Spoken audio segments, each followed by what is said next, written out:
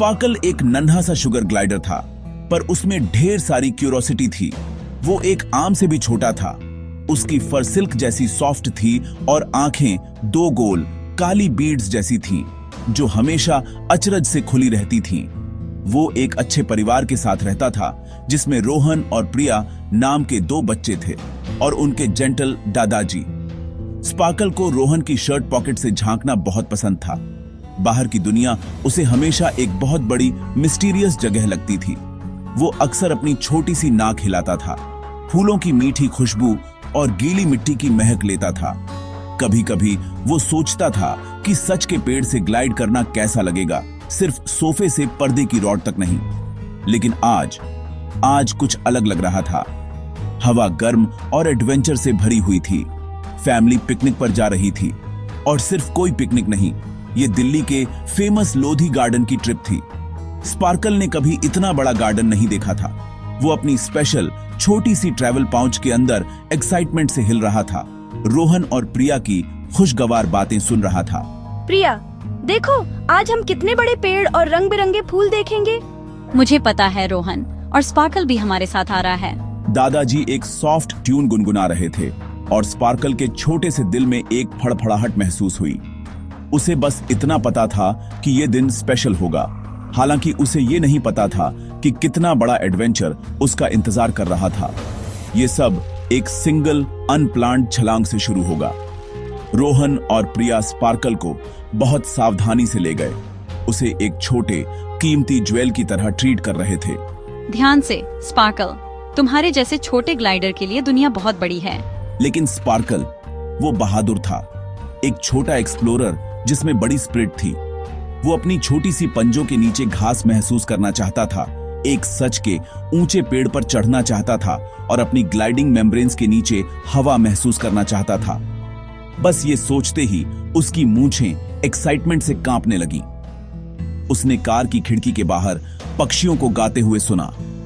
उनके गाने एक नई और एक्साइटिंग दुनिया के लिए वेलकम कॉल जैसे लग रहे थे, जो बस खोजे जाने का इंतजार कर रही थी। बच्चों को क्या पता था, उनका छोटा दोस्त अपनी खुद की छोटी सी खोज की प्लानिंग कर रहा था। यह कोई शरारती प्लान नहीं था, बस प्योर सिंपल क्यूरियोसिटी से जन्मा एक प्लान था। वो सब कुछ करीब से देखना चाहता था, उन दूसरे छोटे क्रिएचर्स से मिलना चाहता था जो गार्डन को अपना घर कहते थे। ऊंचे पेड़ों में क्या सीक्रेट्स छिपे थे, गिरी हुई पत्तियों के नीचे क्या खजाने छिपे थे, स्पार्कल को नहीं पता था, लेकिन उसका एडवेंचर्स दिल पता लगाने के लिए डिटरमाइंड था। एक छोटी सी छलांग ही काफी होगी उसकी लाइफ की सबसे बड़ी जर्नी शुरू करने के लिए। और वो मोमेंट बस वो करीब और करीब आ रहा था।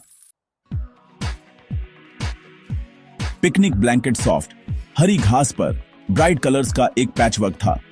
सूरज एक बड़े पीपल के पेड़ की पत्तियों से गर्म होकर चमक रहा था। दादाजी ने एक बास्केट खोली जिसमें सैंडविच, चमकीले लाल सेब और मीठे जूसी आम भरे थे। रोहन और प्रिया एक तितली का पीछा करते हुए हंसे और आखिरकार स्पार्कल को उसके पाउच से बाहर निकलने दिया गया। वो दादाजी के कंधे पर बैठा एक छोटा सा सेब का टुकड़ा कुतर रहा था। गार्डन आवाजों और खुशबुओं से भरा हुआ था। वो एक बहुत ही वंडरफुल हैप्पी टाइम था। फैमिली एक साथ थी, साफ नीले आसमान के नीचे स्माइल और स्टोरीज शेयर कर रही थी। प्रिया ने स्पार्कल को एक खूबसूरत लाल गुलाब दिखाने का फैसला किया, उसे अपने हाथों में बहुत जेंटली पकड़े हुए। देखो स्पार्कल, ये कितना प्रीटी है ना। तभी पास की सड़क से एक गुजरती कार का तेज हॉर्न बजा। अचानक डरावनी आवाज से वो छोटा शुगर ग्लाइडर डर गया। घबराहट में वो प्रिया के हाथों से कूद गया। वो ग्लाइड नहीं किया, वो बस भागा। उसके छोटे पैर पहले से भी तेज चले, क्योंकि वो पिकनिक ब्लैंकेट के पास से सरसराता हुआ निकला। हरी घास पर एक छोटा ग्रे ब्लर और हिबिस्कस फूलों की एक घनी झाड़ी में गायब हो गया। वो चला गया। S2 sparkle. खुशगवार पिकनिक एक पल में भूल गई। घबराहट की एक लहर सब पर छा गई। दादाजी जल्दी से खड़े हो गए। उनका चेहरा शांत पर चिंतित था। चिंता मत करो बच्चों, हम उसे ढूंढ लेंगे, वो ज्यादा दूर नहीं गया होगा। वे हिबिस्कस की झाड़ी की ओर भागे और अंदर झांका। वहां उलझी हुई डालियां और हरी पत्तियां थीं, लेकिन उनके छोटे दोस्त का कोई निशान नहीं था। विशाल गार्डन, जो कुछ पल पहले इतना दोस्ताना लग रहा था, अब विशाल और डरावना लग रहा था। खोज तुरंत शुरू हो गई। रोहन ने आवाज दी, उम्मीद करते हुए कि स्पार्कल वापस आ जाएगा। स्पार्कल, वापस आ जाओ, हमारे पास तुम्हारे लिए एक जूसी अंगूर है। प्रिया सिसकी हर पत्ती के नीचे और हर पत्थर के पीछे देख रही थी। दादाजी धीरे धीरे चल रहे थे। उनकी समझदार आंखें जमीन पर छोटे पैरों के किसी भी निशान की तलाश कर रही थीं।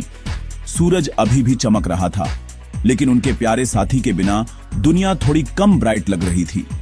उन्हें अंधेरा होने से पहले उसे ढूंढना था। गार्डन अज्ञात रास्तों और जीवों से भरा था और स्पार्कल पहली बार पूरी तरह अकेला था। उनका अद्भुत दिन अचानक एक फ्रैंटिक और डेस्परेट मिशन में बदल गया था। दादाजी ने गार्डन के कम चले हुए रास्तों में से एक पर एक हल्का चमकता हुआ निशान देखा। यह लगभग ऐसा लग रहा था जैसे कोई घोंघा गुजरा हो, पीछे एक चांदी की रेखा छोड़ गया हो। यहाँ देखो, ये एक सुराग है। चलो इस चमकदार रास्ते का पीछा करते हैं। रोहन और प्रिया, उनकी उम्मीदें फिर से जाग उठीं, अपने दादाजी के पीछे पीछे चले। रास्ता उन्हें गार्डन के अंदर ले गया, रंगीन फूलों की क्यारियों और पुराने छायादार पेड़ों से होते हुए। हवा में मधुमक्खियों की भिनभिनाहट और अदृश्य पक्षियों की चहचहाहट भरी हुई थी। ये सचमुच ऐसा लग रहा था जैसे वे गार्डन के एक सीक्रेट हिस्से में कदम रख रहे हों, एक ऐसी जगह जहां जादू हो सकता था। जल्द ही उन्होंने एक बड़े पत्ते पर एक छोटा लाल और काला कीड़ा देखा। यह एक लेडी बग थी। हेलो वहाँ छोटे से। प्रिया ने फुसफुसाया, उसे डराने से बचने के लिए सावधान थी। लेडी बग, जिसका उन्होंने लक्ष्मी नाम रखने का फैसला किया, ने अपनी एक छोटी एंटीना हिलाई।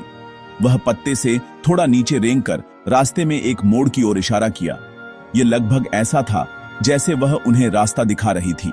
मुझे लगता है कि वह हमारी मदद करने की कोशिश कर रही है। उन्होंने छोटी लेडीबग को धन्यवाद दिया और उसने जो रास्ता दिखाया था उस पर चल पड़े। हर कदम के साथ थोड़ी और उम्मीद महसूस कर रहे थे। नया रास्ता उन्हें एक सनशाइन वाली जगह पर ले गया, जहां एक गिरगिट एक गर्म चट्टान पर सनशाइन सेंक रहा था। वह एक शानदार प्राणी था। उनके देखते ही अपने रंग पत्तीदार हरे से चट्टानी भूरे में बदल रहा था। गिरगिट ने अपना सिर धीरे से घुमाया।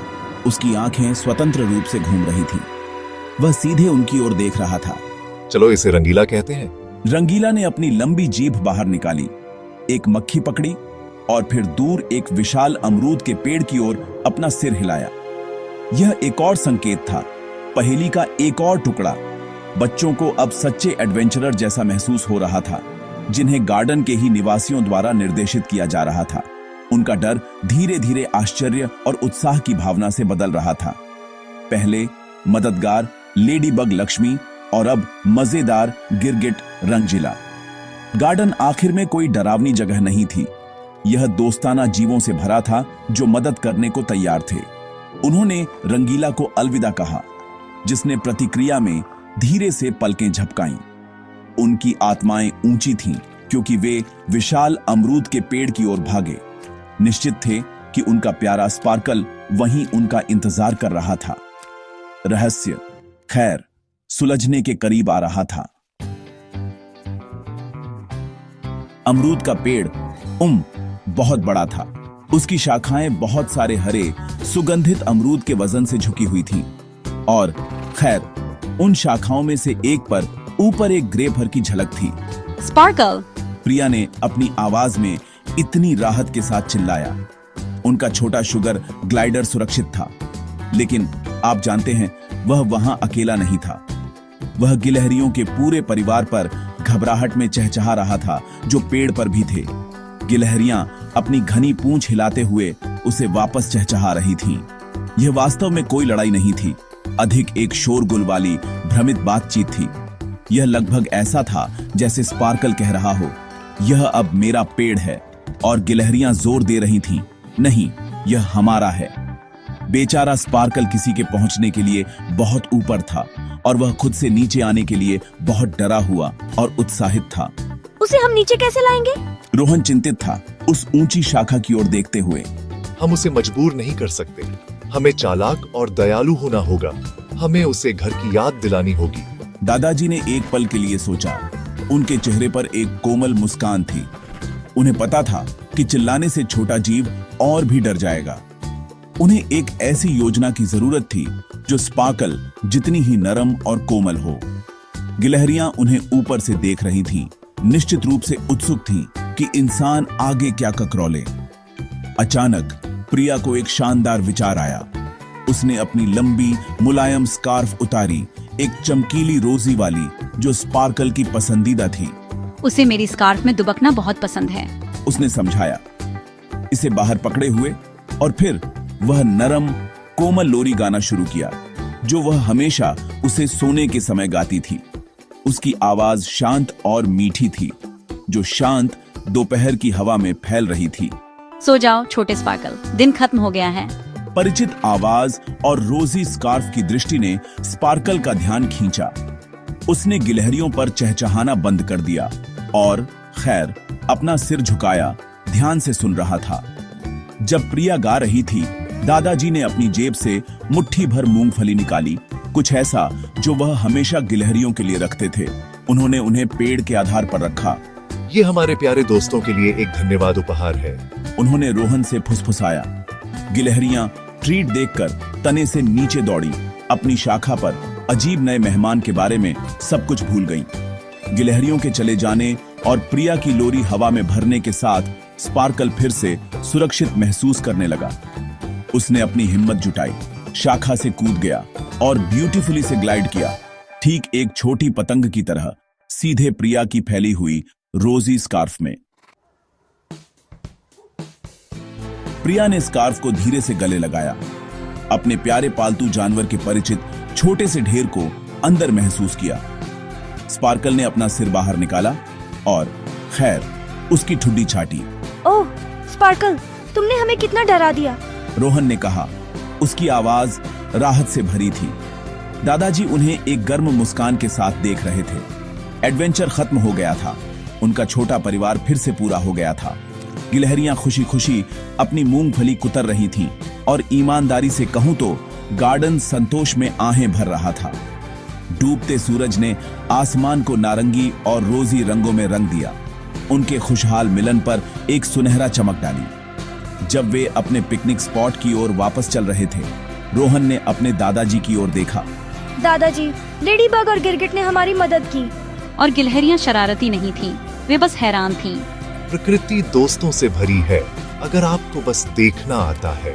हर जीव, बड़ा या छोटा, का एक स्थान और एक उद्देश्य होता है। आज हमने सीखा कि काइंडता और टीम वर्क किसी भी एडवेंचर के लिए सबसे अच्छे उपकरण हैं। बच्चों को समझ आ गया, उन्हें सिर्फ अपना खोया हुआ पालतू जानवर ही नहीं मिला था, उन्हें अपने आसपास की दुनिया के लिए एक नया सम्मान मिला था। पिकनिक ब्लैंकेट पर वापस उन्होंने अपना सामान पैक किया। स्पार्कल सुरक्षित रूप से अपने पाउच में दुबका हुआ था, गहरी नींद में, अपने बड़े दिन से टायर्ड। गार्डन अब शांत था, रात के लिए तैयार हो रहा था। बच्चों ने कृतज्ञता की गहरी भावना महसूस की। वे अपने चतुर दादाजी के लिए, गार्डन के मददगार जीवों के लिए और अपने छोटे दोस्त की सुरक्षित वापसी के लिए आभारी थे। जो घबराहट और डर उन्होंने पहले महसूस किया था, उसकी जगह एक शांत, खुशहाल भावना ने ले ली थी। इस अनुभव ने उन्हें एक साथ करीब लाया था और उन्हें करुणा के बारे में एक मूल्यवान सबक सिखाया था। घर जाते समय जैसे ही शहर की रोशनी टिमटिमाने लगी, प्रिया और रोहन ने खिड़की से बाहर देखा। दुनिया अब इतनी बड़ी और डरावनी नहीं लग रही थी। यह संभावित दोस्तों और अद्भुत रहस्यों से भरी लग रही थी। बस एक दयालु दिल और एक चौकस नजर से खोजे जाने का इंतजार कर रही थी। वे जानते थे कि वे स्पार्कल के अद्भुत गार्डन एडवेंचर को कभी नहीं फॉरगेट। यह डर और मस्ती का, खोने और पाने का दिन था, लेकिन सबसे महत्वपूर्ण बात यह थी कि यह एक ऐसा दिन था जिसने उनके दिलों को एक खास तरह की सनशाइन से भर दिया था, जो बहुत लंबे समय तक रहे।